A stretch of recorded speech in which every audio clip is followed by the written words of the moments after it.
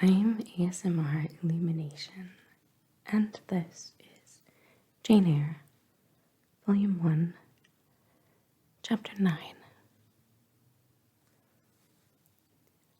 But the privations, or rather the hardships, of Lowood lessened. Spring drew on. She was indeed already come.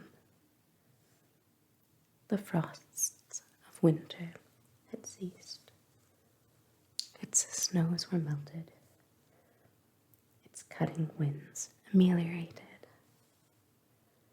My wretched feet, flayed and swollen to lameness by the sharp air of January,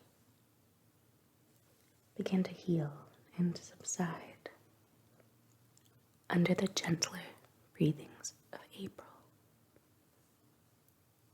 The nights and mornings no longer by their Canadian temperature froze the very blood in our veins.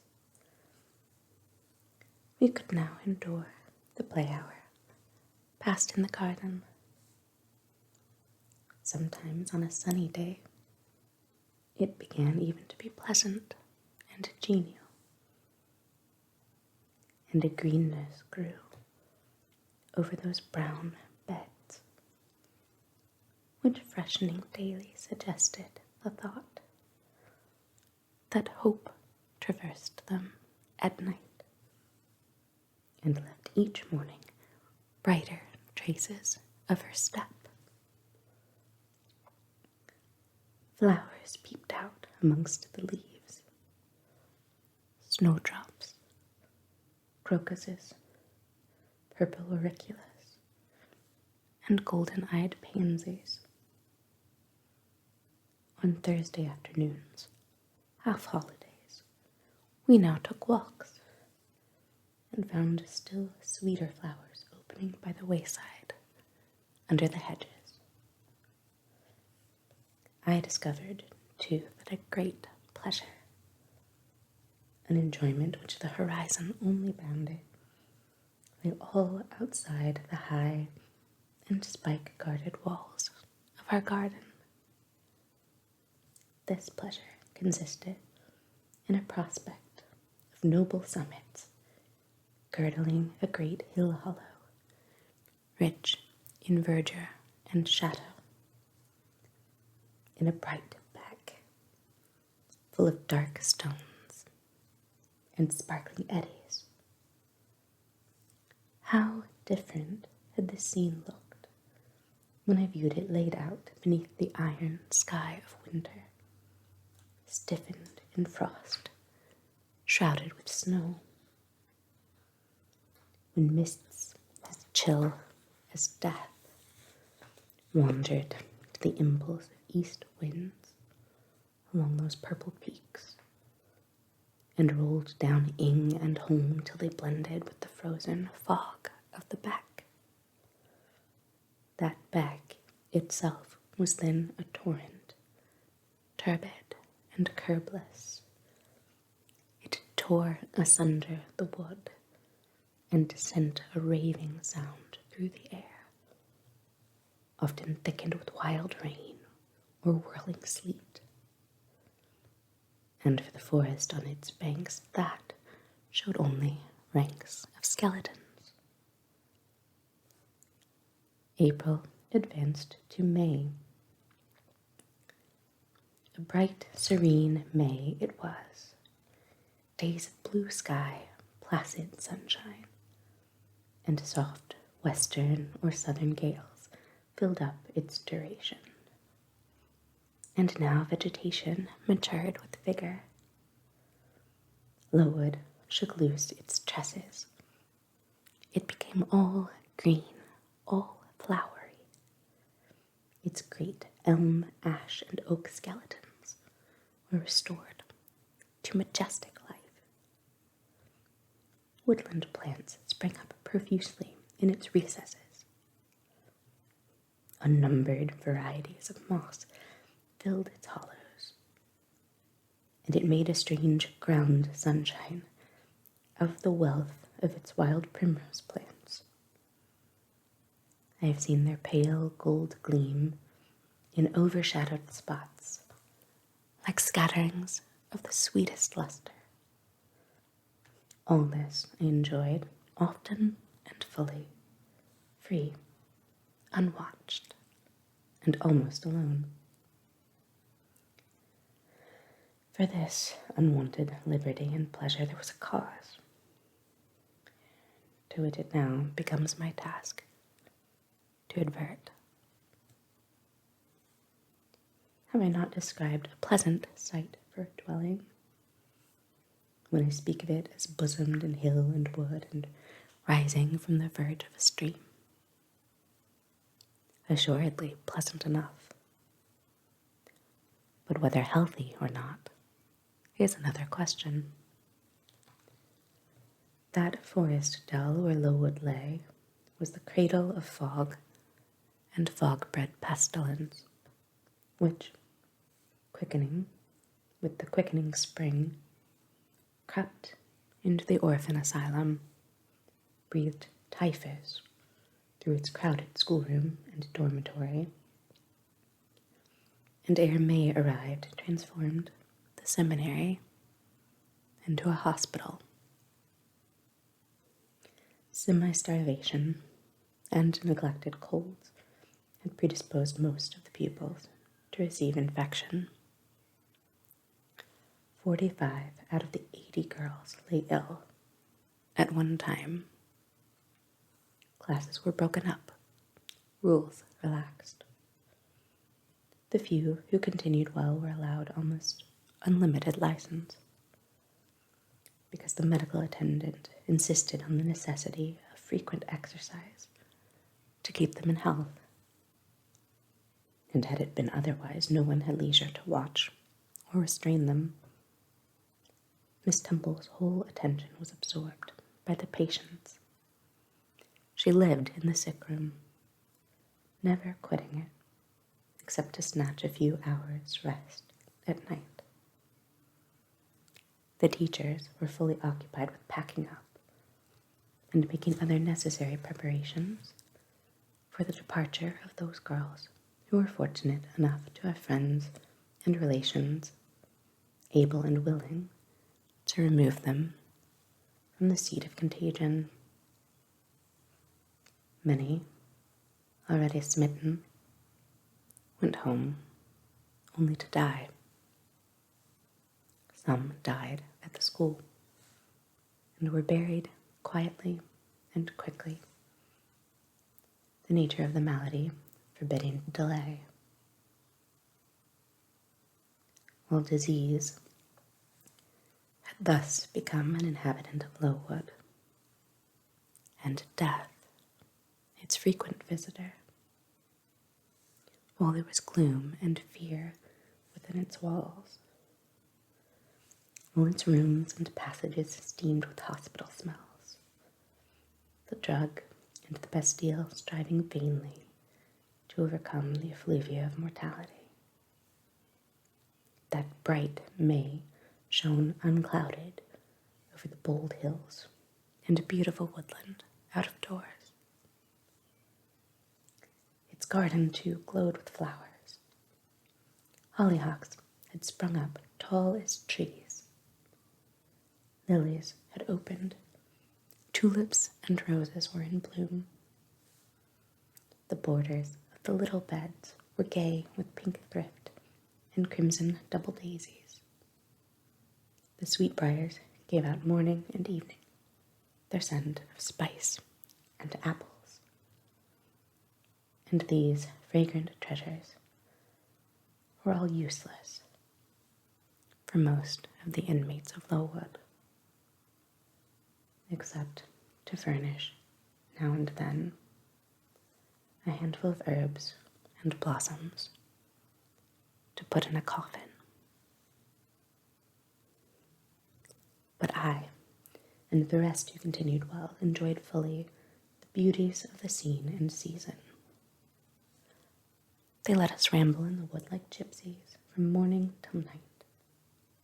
We did what we liked, went where we liked, We lived better, too.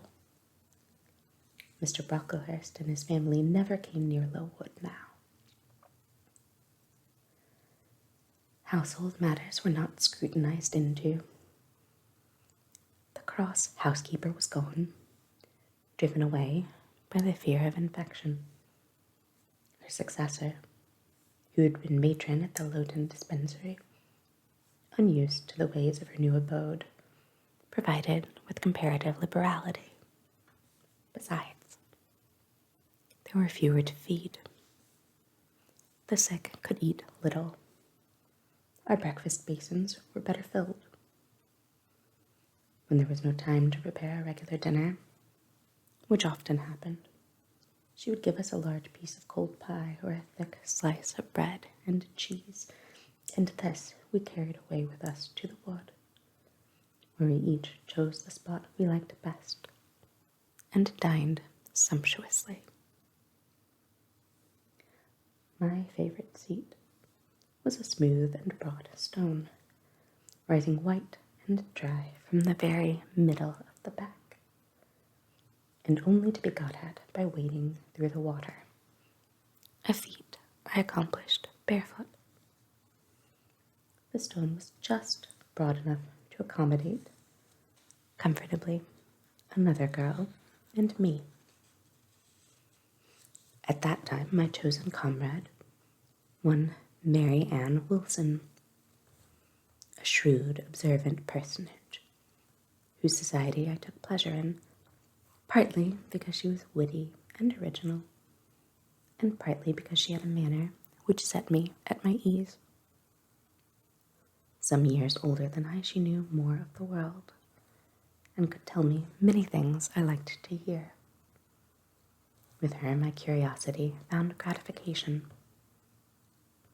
To my faults, also, she gave ample indulgence, never imposing curb or rein on anything I said. She had a turn for narrative, I for analysis. She liked to inform, I to question.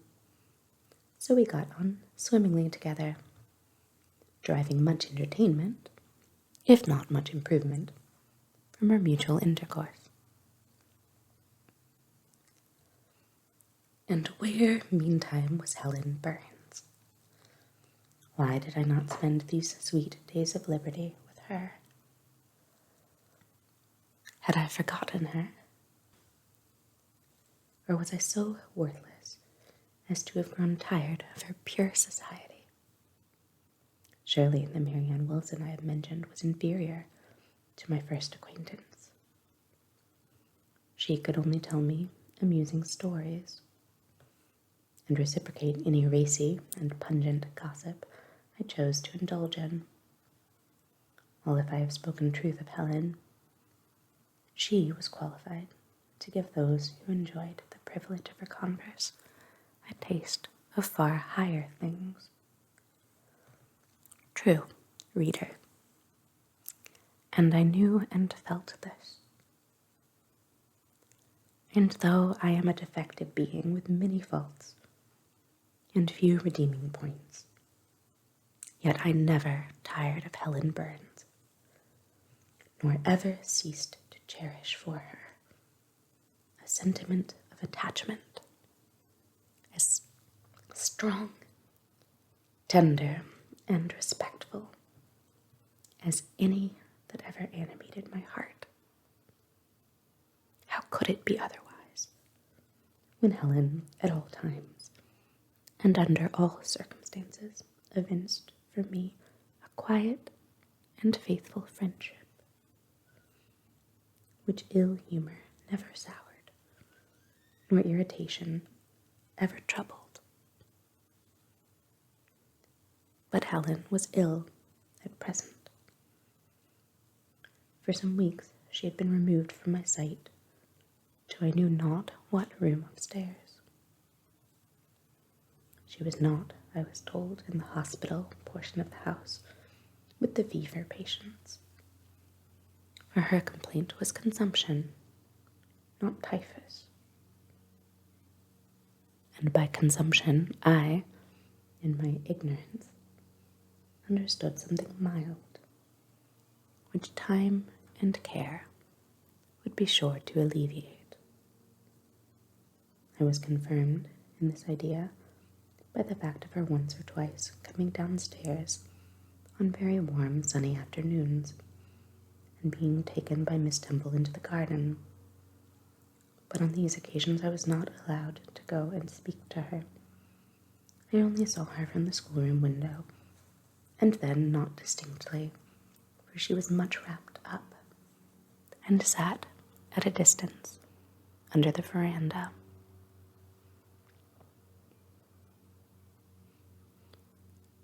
One evening in the beginning of June I had stayed out very late with Marianne in the wood. We had as usual separated ourselves from the others and had wandered far, so far that we lost our way and had to ask for it at a lonely cottage where a man and woman lived, who looked after a herd of half-wild swine that fed on the mast in the wood. When we got back, it was after moonrise. A pony, which we knew to be the surgeon's, was standing at the garden door. Marianne remarked that she supposed someone must be very ill, as Mr. Bates had been sent for at that time of the evening. She went into the house. I stayed behind a few minutes to plant in my garden a handful of roots I had dug up in the forest, and which I feared would wither if I left them till morning. This done, I lingered yet a little longer. The flowers smelt so sweet as the dew fell. It was such a pleasant evening, so serene, so warm.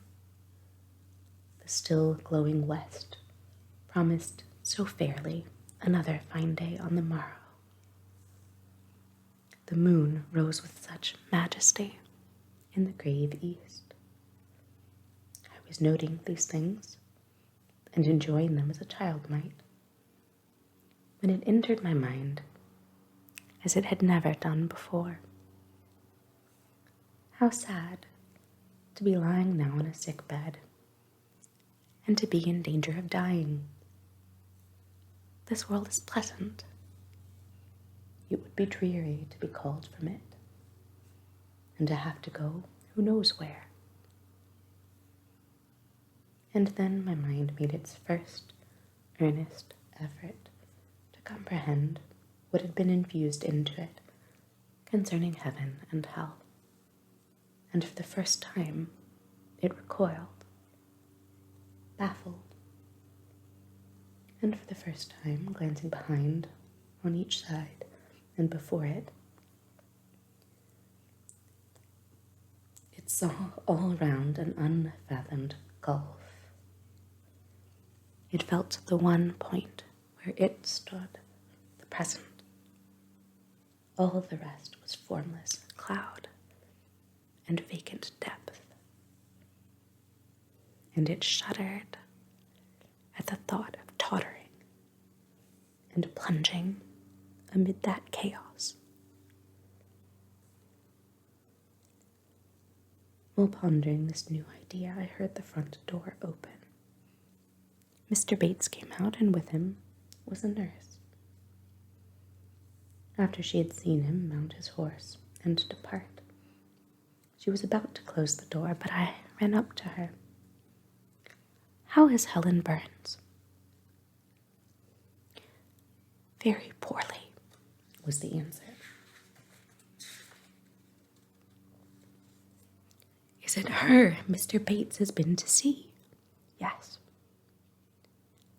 "And what does he say about her?" "He says she'll not be here long." This phrase, uttered in my hearing yesterday, would have only conveyed the notion that she was about to be removed to Northumberland, to her own home. I should not have suspected that it meant she was dying, but I knew instantly now it opened clear on my comprehension that Helen Burns was numbering her last days in this world, and that she was going to be taken to the region of spirits, if such region there were. I experienced a shock of horror, then a strong thrill of grief, then a desire, a necessity to see her, and I asked in what room she lay. "She is in Miss Temple's room," said the nurse. "May I go up and speak to her?" "Oh, no, child, it is not likely. And now it is time for you to come in. You'll catch the fever if you stop out when the dew is falling." The nurse closed the front door. I went in by the side entrance, which led to the schoolroom. I was just in time. It was 9 o'clock, and Miss Miller was calling the pupils to go to bed.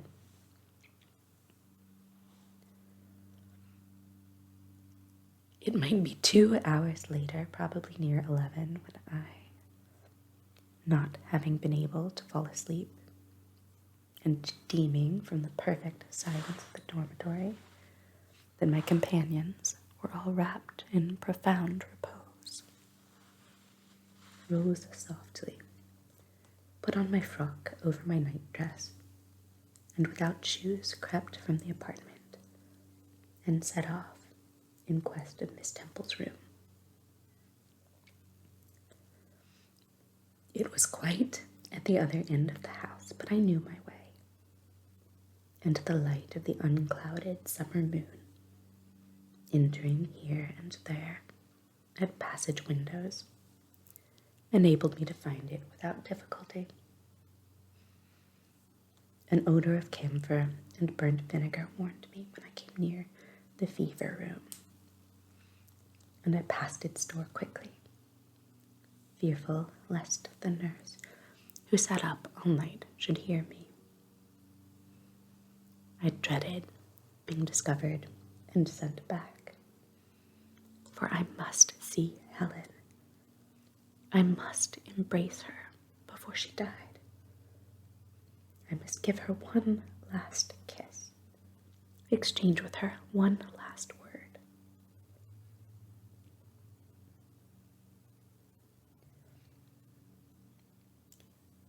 Having descended a staircase, traversed a portion of the house below, and succeeded in opening and shutting without noise 2 doors, I reached another flight of steps.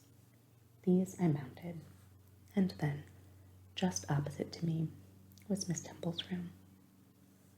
A light shone through the keyhole and from under the door. A profound stillness pervaded the vicinity. Coming near, I found the door slightly ajar, probably to admit some fresh air into the close abode of sickness. Indisposed to hesitate and full of impatient impulses, soul and senses quivering with keen throes, I put it back and looked in. My eye sought Helen and feared to find death. Close by Miss Temple's bed, and half covered with its white curtains, there stood a little crib. I saw the outline of a form under the clothes, but the face was hid by the hangings. The nurse I had spoken to in the garden sat in an easy chair asleep. An unsnuffed candle burnt dimly on the table. Miss Temple was not to be seen. I knew afterwards that she had been called to a delirious patient in the fever room. I advanced, then paused by the crib side. My hand was on the curtain, but I preferred speaking before I withdrew it.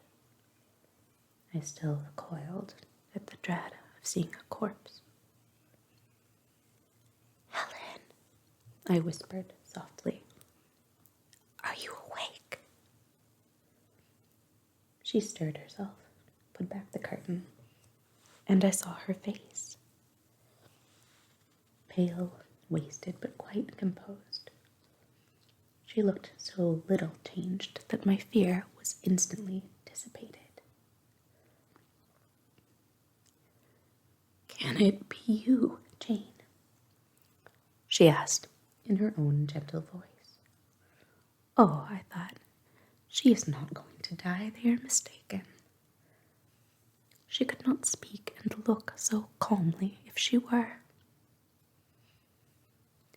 I got onto her crib and kissed her. Her forehead was cold, and her cheek both cold and thin, and so were her hand and wrist. But she smiled as of old. "Why are you come here, Jane? It is past 11 o'clock. I heard it strike some minutes since. I came to see you, Helen. I heard you were very ill, and I could not sleep till I had spoken to you. You came to bid me goodbye, then. You were just in time, probably. Are you going somewhere, Helen? Are you going home?" "Yes, to my long home, my last home." No, no, Helen." I stopped, distressed. While I tried to devour my tears, a fit of coughing seized Helen. It did not, however, wake the nurse. When it was over, she lay some minutes, exhausted. Then she whispered, "Jane, your little feet are bare. Lie down and cover yourself with my quilt." I did so. She put her arm over me, and I nestled close to her. After a long silence, she resumed, still whispering, "I am very happy, Jane. And when you hear that I am dead, you must be sure and not grieve. There is nothing to grieve about. We all must die one day. And the illness which is removing me is not painful. It is gentle and gradual. My mind is at rest. I leave no one to regret me much. I have only a father, and he is lately married and will not miss me.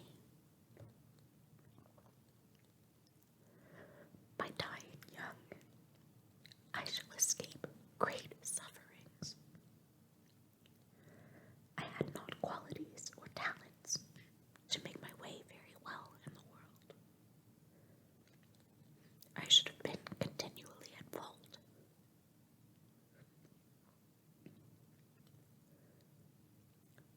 But where are you going to, Helen?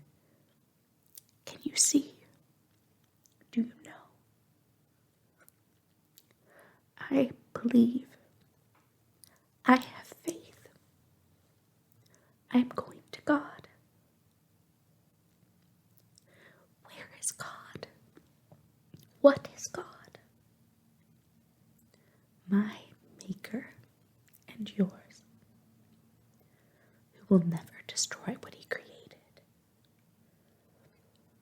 I rely implicitly on his power and confide wholly in his goodness.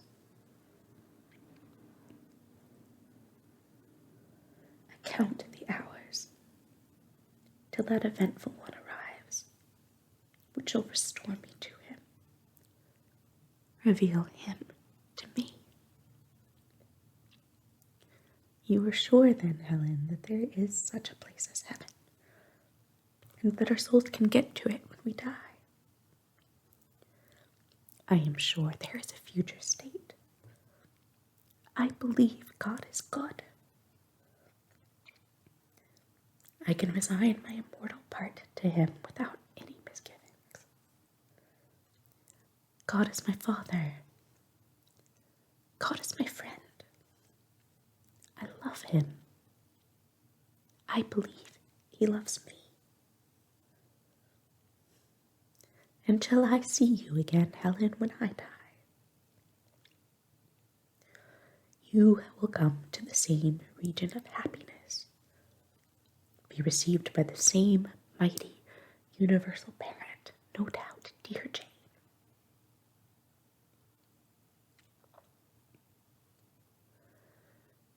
Again I questioned, but this time only in thought. Where is that region? Does it exist? And I clasped my arms closer round Helen. She seemed dearer to me than ever. I felt as if I could not let her go.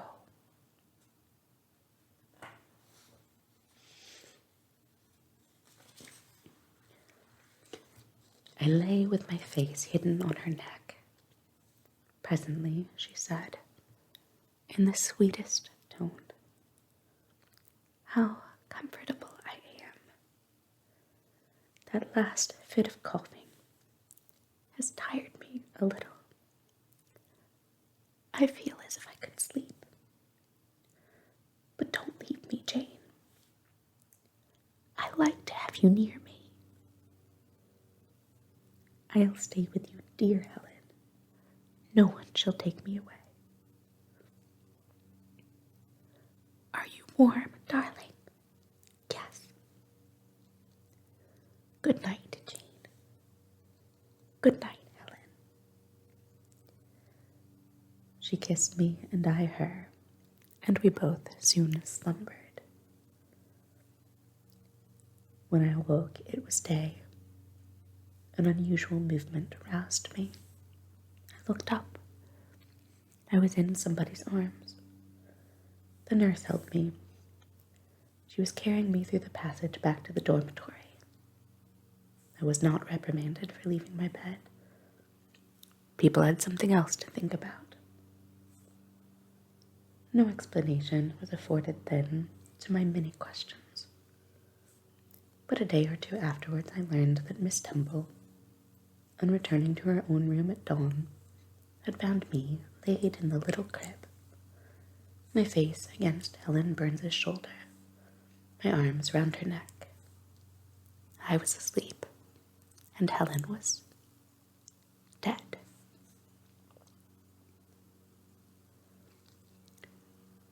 Her grave is in Brocklebridge churchyard. For 15 years after her death, it was only covered by a grassy mound. But now, a grey marble tablet marks the spot, inscribed with her name and the word Resurgam.